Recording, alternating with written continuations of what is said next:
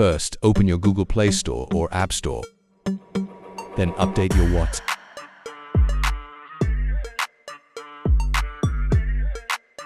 I already update my. Then open WhatsApp. Then tap on three-dot icon menu top right corner. Then tap on Setting. Then tap on Chats.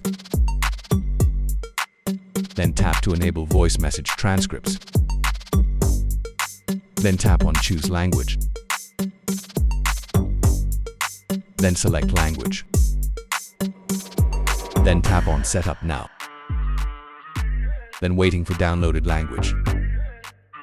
Then go to WhatsApp home screen. Then open Chats. Then tap on Voice Message. Then tap on three-dot icon right corner. Then tap on Transcribe.